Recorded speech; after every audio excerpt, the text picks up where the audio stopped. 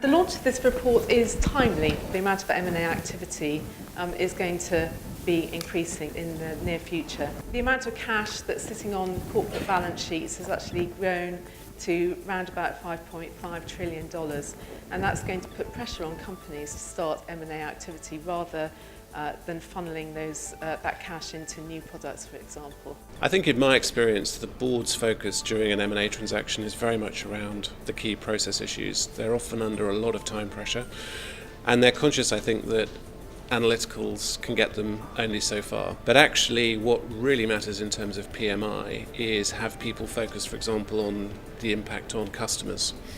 And I think if there's one observation I'd make is the view of the customer, the impact on the customer is not always prevalent during an M&A process. When you do a transaction post-deal, I think it is important to take a few points into account. One is to declare success. Really being clear when a transaction is done, which is normally after 12 to 18 months, 24 latest. Second one is to really start planning ahead very early on. Don't wait until day one, but really start already in the transaction phase, in the due diligence phase. My third point would be when you do due diligence, not only restricted to financial and tax, but also look at the more softer factors like culture.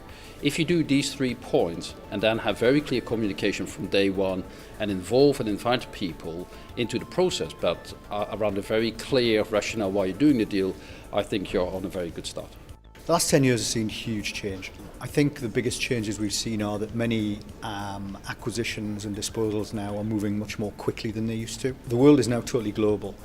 It used to be that niche acquisitions would occur country by country or business by business, but what we see now is much greater speed, desire to get the deal over the line, and also much more complexity around global deals. It's really easy. If you're giving advice to an executive to give to his employees about an acquisition, hopefully if someone's been to Asia and maybe done their tour around Thailand and they've seen the t-shirts with same but different, get everybody walking around with same but different on. Because really that's the key message to your employees, that as you bring 2 companies or 3 companies, 3 pieces together, a lot of it on day one will be same, but what you really want it to be is different, because it'll be that differentiation that gives you the value. When we bought SCA, I think one of the most important things we did was do a huge amount of planning up front. The post-acquisition integration planning started at least 6 months before we actually completed the deal. But when it came to the deal itself, there were 3 really critical things I think that happened. Getting the employees right and engaging them, making sure they know who is leading the business and what their role is. Getting the customers right so they don't feel as though they are caught in the middle of this acquisition. And then thirdly, making sure we're delivering the synergies and we can communicate to the whole organisation what's needed to deliver the synergies, ensures that our investors get the rewards they were expecting from the deal when they invested in it. When I listened to the panel this morning, they all gave me a shopping list of issues that need to be considered when it comes to human interaction.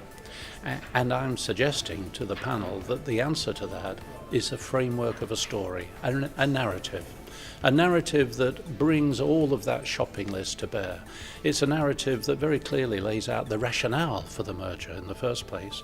It shows the pride and purpose of the business the united business will become. It shows authentically, and that was a good word that was used well this morning, authentically shows the challenges the new merged business is going to face, but the opportunity and the prizes that are ahead if we all work together to make this business a success. I think that for me is the prize, to build that framework of a story. And the side rewards of that are consistency. Once the board have agreed the merger, agreed the acquisition, they want to sleep at night knowing that everyone is on the same page. Everyone is driving in purpose of the same journey. And it brings that consistency, which means the conversations internally are going to be very similar. It means the conversation with clients are going to be the same. It means the conversation with suppliers and all the outside stakeholders are going to be consistent to the drumbeat of the rationale of the merger, and most importantly, the rewards we're all going to gain by making it a success.